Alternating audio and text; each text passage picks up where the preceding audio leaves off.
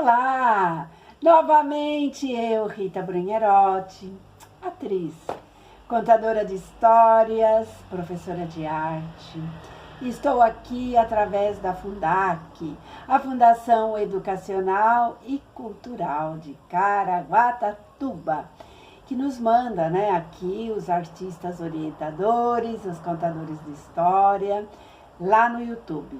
Oficinas culturais, clique em vídeo e nós estaremos todos lá para o seu entretenimento, para as aulas nas diversas variedades da arte, para que você possa entreter, se entreter e entreter a sua família sem sair de casa, através da internet. Muito bem, hoje eu estou aqui, Rita Brunherotti, para dar mais algumas dicas sobre a contação de história, Eu tenho feito isso já em alguns vídeos. Quem está seguindo, quem está acompanhando e aproveitando a oportunidade, para vocês ficarem craques na contação de história. Você que é professor, você que é contador de histórias, você que é um pai, você que é alguém aí da comunidade, que promove eventos e quer contar histórias.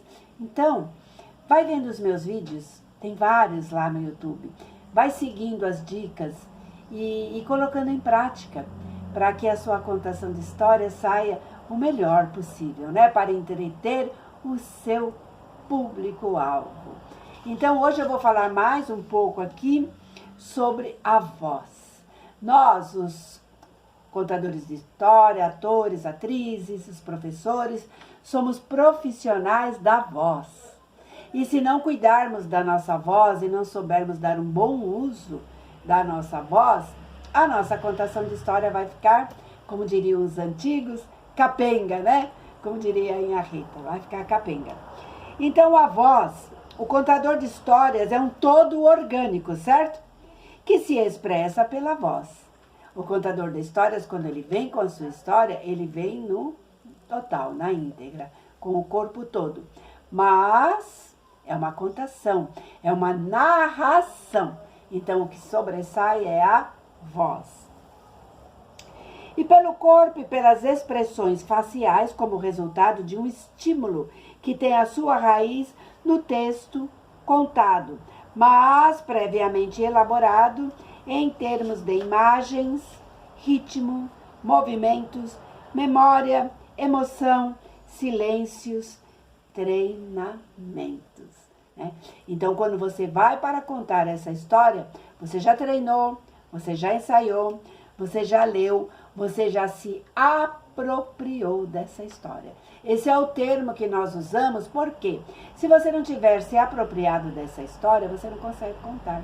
Você sabe essa história mais ou menos, Eu sei que a história fala de tal coisa assim. Fica difícil. Porque quando você está contando, aquilo não flui. Não flui porque você não sabe. Você não se apropriou daquela história, Você não ensaiou. Eu sempre digo aqui, o ideal é você ir para a frente do espelho, ou você contar em casa, para o seu pessoal, para os seus filhos, enfim, para os seus parentes, para você poder treinar. Porque além da voz, que está narrando aquela história, você tem a expressão facial, a expressão corporal, Porque o corpo, os braços, as mãos, tudo fala numa história. O corpo tem papel fundamental na transposição da história escrita para a narração oral. Não tem como você transpor essa narração, essa história, que ela está lá no papel, está no livro, se você não tiver expressão corporal, É muito difícil o contador de história chegar assim, duro como um 12 de paus, sem mexer nenhum músculo, nenhuma expressão facial, duro assim, que na verdade de pau, contando a sua história. Isso não acontece. Isso não é indicado, e não tem como, Para narrar uma história com boa voz, é preciso atentar para o ritmo da fala. O nervosismo leva-nos a falar rápido demais. Então, se você estiver nervoso, você não estiver certo e seguro do que você vai fazer, você vai ficar nervoso. Ou você vai acelerar o ritmo da narração, acabar logo, tipo, eu quero acabar logo com essa história, que eu quero sair daqui e ir embora, eu quero sumir daqui, porque eu não sei nem por que eu me meti de vir aqui contar essa história. Então é essa a impressão que dá para quem está assistindo. Que o contador de história não sabe direito aquela história, ele sabe mais ou menos, ele está com medo de errar e ele não vê a hora daquela história acabar para ele sumir dali. Então é onde ele acelera, conta aquilo rapidinho, de qualquer jeito. Ai, acabou, agora eu vou embora.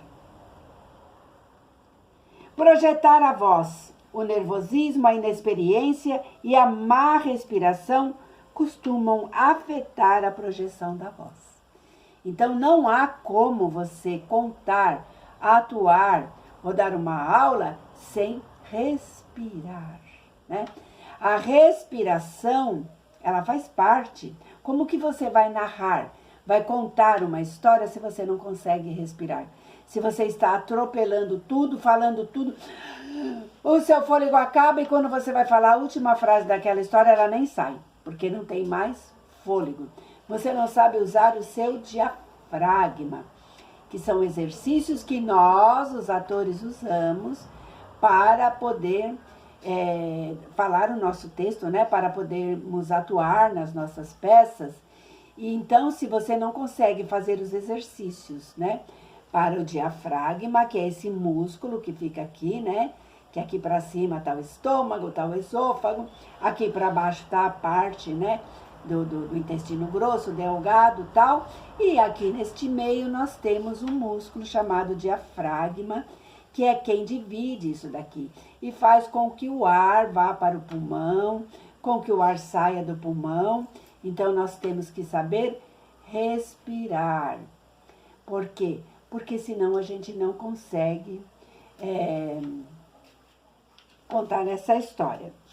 Pronunciar as palavras com toda a clareza possível. Eu já falei disso num vídeo anterior, né? Numa aula anterior. Clareza. Então aí entra a dicção, né? Você saber, a gente costuma dizer no teatro, mastigar as palavras. Articulação. Articular. Não dá para você falar ou contar a história com a boca fechada, né? Com a boca semi-aberta. Então, nós temos que articular. Pronunciar as palavras com clareza possível. A má pronunciação quase sempre leva a problemas de leitura e maus hábitos da fala. Às vezes há uma tendência para engolir os finais das frases, o que revela problemas de respiração. Outras vezes há ainda uma tendência generalizada de abrir pouco a boca, pronunciando a emissão das vogais, que são sons mais redondos. Então, se você não articular direito e não respirar direito, você não consegue terminar as frases. Por quê? Porque falta ar. E nós temos que articular, respirar, pronunciar as palavras corretamente. Gente, isso é muito importante, né? A menos que você esteja contando uma história onde a personagem da história é um caipira, né? É um caiçara, é um índio, ou ele é um estrangeiro, então ele não fala o português correto, por conta dele ser um caipira, ele ser um caiçara, ele ser um índio. Fora isso, as palavras elas têm que ser pronunciadas corretamente, com as terminações do ar, ir, ur, né? Então, usando o gerúndio de maneira correta, né? Cantando, falando, comendo, jogando, lutando, e dançando, plantando.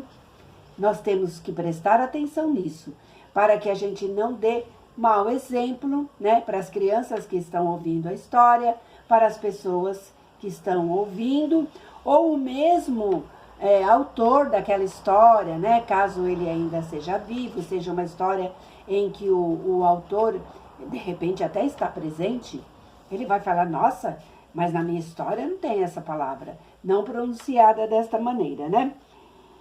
Tornar expressivo o que se diz. As palavras têm coloridos e texturas diferentes. Se adaptam ao que queremos dizer com a ênfase e a intenção que colocamos nela.